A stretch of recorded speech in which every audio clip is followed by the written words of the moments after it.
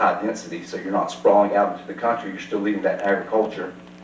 And the reason that was RSF1 is because it's not on city utilities. It is on septic tanks. So that is why they were looking at 1 per acre. That's one of the reasons RSF1. With city utilities, we are allowed to put a higher density on there. Mr. Campbell, we talked a little bit about the cost of the homes last in the planning workshop. I pulled up data for the reserves of Lake City. Very similar neighborhood done by Century Complete. They do 3 model home types. And they run in the range of 260 to 300,000, basically a 1,400 square foot house to a 1,750 square foot house. And we're looking at the 1,800 range, and we will have others as well. I don't know if Marvin can talk as well, but I'm finished. The developers are looking to do an affordable community here, so you're going to have several other opportunities to have this development come in front of you. Unlike what some of the constituents thought, that they can do whatever they want. That's not true at all. You're in charge of the whole process. So you'll get a chance to see the site plan, the number of lots. There's nowhere near 500, 600 lots, nowhere even close to that I've ever heard of from the developers involved in this. They're looking for an affordable product for here, starting around $250,000 is what they're hoping for, and as an entry-level product, and some other models that you will get to see and approve as we go through the process. So this is just for the annexation only.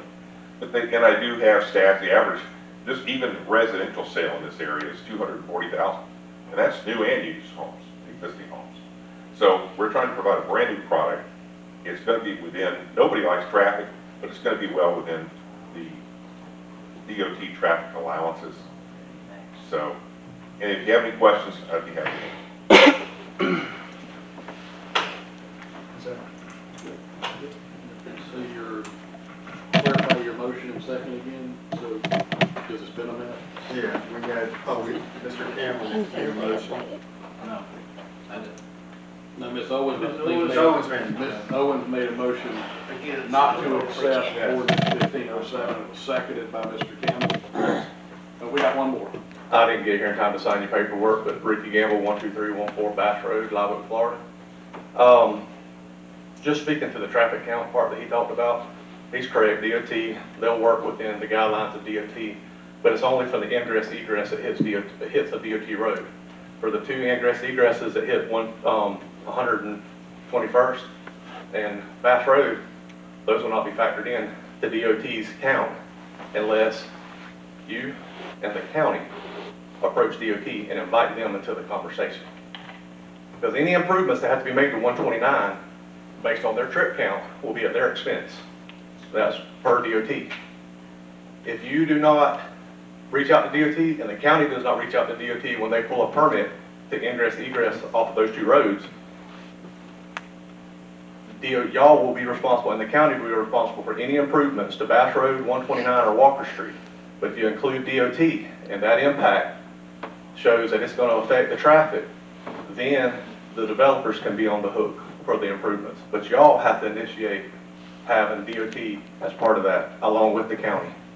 And the numbers for the houses on the 350 and the amount of houses, I think that was y'all's number. Y'all said at last workshop, 480 and 350. So that's where those numbers came from. But it's going to develop eventually. Responsible development is all we're after. We don't want them stacked in like they originally were looking at as a mobile home park. And I don't want the county or the city on the hook for any expenses that they should pick up when they're here.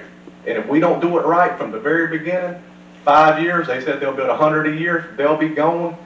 DOT's work plan takes 5 years. By the time you have an issue and you put it in the plan and they pick it up, it'd be 10 years before they put a red light there. Red light cost right now, $2 million per DOT. So reach out and talk to DOT. Bring them into this conversation. Are you going to be holding the bucket when this comes down to the end of it? Thank you. Is there anybody else that wants to When does council talk get a on chance? this? Do I get a chance to talk? Yes. All right, first of all, Okay, So we're closing it. Close the public Public comment. comments. Now you have discussion. Now we have Council discussion. Based on a motion and a second. yes, and first of all, Mr. Collins I'll take your county to press, but you can love me anytime you get Now, hold on. You know, Marvin. You gotta talk about choices and all of that. I have a choice to make, okay? And in whatever choice, I've done my research. I talked with FDOT. I talked with our land development regulators, county and city. I've talked with the school board members. I talked with everybody except for the engineers. I talked with a whole lot of folks. And I talked with FDOT, Jamie Driggers. You gave me this number, Mr. Project Freeze. I talked with you. Yeah, I got the price on how much it might cost to get a stoplight put in from $1 million to $2 million. I understood that Bass Road and the extra part of Walker need to be taken up between the city or the county if FDOT was going to come in and do some things. I've seen all that. I have a problem with density and for so many houses on per lot. Okay, I have a problem with all of that. But I've done my research. Eventually, this city will grow. All around, this city needs to expand its belt. North, south, east, and west. Expansion needs to happen. We talk about jobs, we talk about this and that. We talk about we want to be like this, we want to be like that. It's going to grow. We got traffic now. And I've seen an increase in traffic. Because most of the time, a lot of kids have got more cars. We got more kids at home now. We're buying more cars. I used to be in the car business. I love to have this business now. But anyway, all of that, I've done my research, and I think annexation is coming anyway, whether I be here or not. But it's coming. And so it's something we got to embrace. We have our LDR that govern this developer. What do they do things? Whatever the LDR says and whatever's put there in place by that planning and zoning, and if it be handed over to the city, then they have to follow by those guys. I sat on that planning and zoning board for the county for 25 years. So I kind of understand what's going on. But the LDR will govern, if you don't believe me, ask Mr. Kirk. That will govern what can be done to that property. But not my backyard does not work. Annexation to be done all over this city, north, south, east, and west. We complain about housing. We complain about we don't have enough this, don't have enough that. When you talk about, when I talk about the school board, those schools have to, those classrooms have to come. They have to be built, and the developer don't be responsible for that. So those are things we got to look at. So I'm finished. Okay, sir. Yes, sir. Yeah, I would like to just defend my position if I might.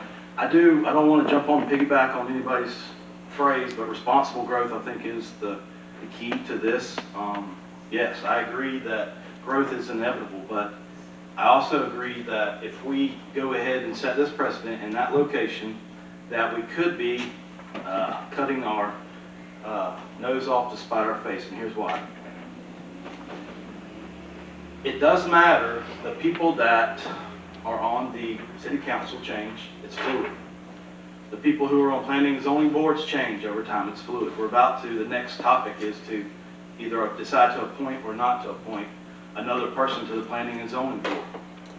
So when you bring in outside influences, I think it's been said best, and this might be a little off the point, but what Florida is, or Live Oak or Florida, whatever the phrase is welcomes you, but just leave your politics where you came from. You came here for a reason. And I firmly believe that. So responsible growth. So I don't like to just put up a position without having a solution. And I think there are creative solutions to the problems of infrastructure. I know Mr. Sessions is big on the annexation for getting the loops. I live right at the end of the line. I understand. You know, I have the same problem. I live in the city right by a fire hydrant, and I get the nasty water just like everybody else does. But we can do something different. I just recently visited Austin, Texas, and a little town outside of Austin, Texas called Round Rock, Texas. You can do some research, and they have, and I actually spoke to a city official in Round Rock, Texas, believe it or not, and I can provide you with that information. but there was federal dollars as well as their state dollars put into something they call reclamation projects. And the best way I can kind of equivalent that to around here is if you're familiar with what used to be Occidental, PCS, and now Nutrient, they mine the ground and then they put it back the way it was or better. They plant more trees, they put lakes and things of that nature. So there are areas in our community right now that are hurting. Business areas as well as residential. And this was both a residential and commercial initiative out there. And I think it could be emulated around here with the right forethought and mindset put in place. I think the traffic would just continue to be an issue. School board officials, I've talked to those as well, and the superintendent and under superintendent and some of those other folks, and I mean, they're not shy about saying it would be a disaster. And I do agree that until the schools relocate, it's going to continue to be a problem, so why are we adding to the problem? LDRs are changeable. Planning and zoning is actually changeable. It changes over time. They're living documents. We adjust them. I think it's a great idea, but I don't think it's a great location. I'm all on board with the live here, play here, eat here, shop here kind of areas. I just think we'd be opening the door to a huge problem at that end of the city. I think there are alternative areas that could be looked at potentially, but I think there's got to be other ways. Ms. Owens mentioned, I think at the workshop, that we've got a lot of vacant storefronts in that area of the city now. Maybe we can look and focus on, reclamation projects for them, as well as different residential areas around our community. But I just feel like right now is not a good time to tackle something that could change over time. I mean, I'm not trying to just beat a dead horse, but I just think that there's too much unknown, and that until the schools are moved, that I think you're just inviting chaos there as far as transportation goes. That's all I got. Let me say one more thing. I mean, some of the things about what you just said.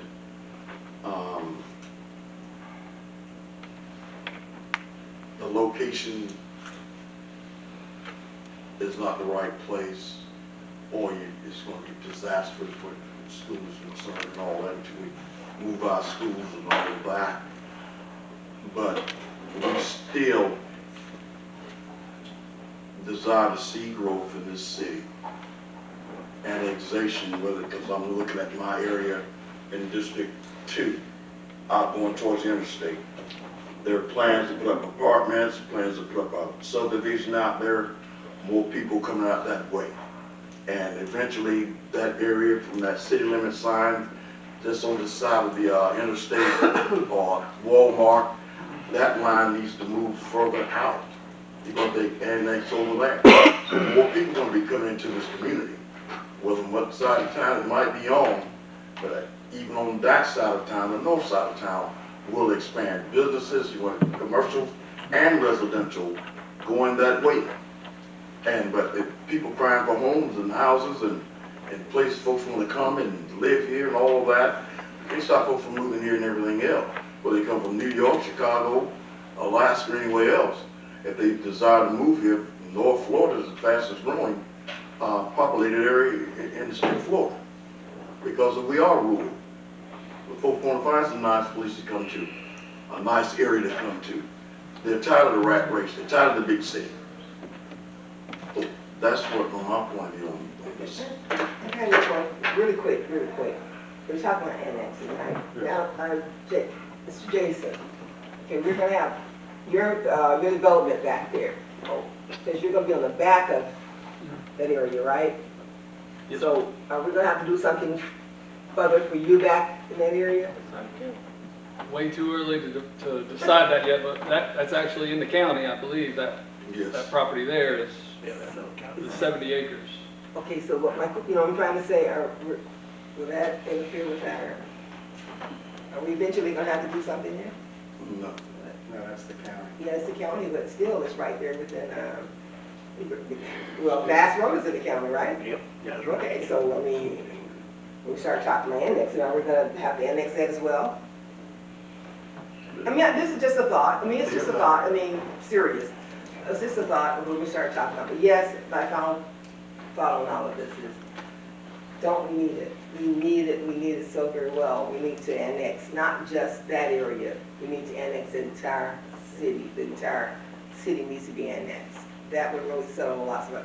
And then we're gonna put it up on our city manager who's gonna be looking into some projects and things and see how we can solve these problems before they come up. To annex the entire city of Live Oak, not just one particular area. And we're hoping that in the future, this will happen, that we're going to ask our city manager to look into annexing the entire city, not just one particular area.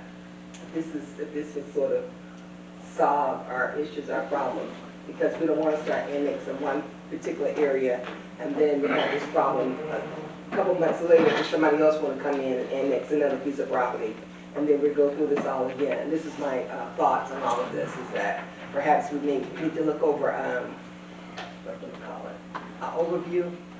I've already ordered maps 2 miles out, all around the city, to look at a comprehensive plan to move utilities out, make bypass roads and things like that. So it's in the cards eventually, you know, so I'm supposed to get the maps next week. And then one other question, you're talking about traffic in your neighborhood. Go Kids Boulevard. If you're going to Go Kids Boulevard in the mornings and afternoons, Go Kids Boulevard is coming through our neighborhood, in District 2. They're coming through. I mean, they're coming from off Go Kids Boulevard to 8th Street, then you're going to turn on Lewis Boulevard, then you're going to turn on, what is that, 6th Street. So traffic is everywhere, everybody. It's really extremely, kids can't play out in the streets anymore because the traffic has been coming off of our area as well into the neighborhoods. So we're gonna have traffic. That's not an issue with it, it's the annexing part of it. It's how we're going to do it, when we're gonna do it, and can we afford to do it without first looking out for our area, things that need to be taken care of, and some things here in the city that been lagging for 40, 50 some years, and I think this should be our priority. Because right now, it's taking care of some of the things that's been lacking for 40, 50 years. You know, pipe's still 47 years old in my neighborhood. We still don't have sewage in our neighborhood, so these are some, in my district, so these are some of the things I think that we really need to focus on, you know, besides just jumping into whatever. I would love to do it, but I don't think now's the time that we have, would be the right time to do it right now. Come back a couple, shortly, maybe we're forward. That's all I can say. Okay, let me say one more thing concerning what Mr. Campbell has said. We're talking about changes, LDRs, comprehensive plan. This board here is getting ready to change.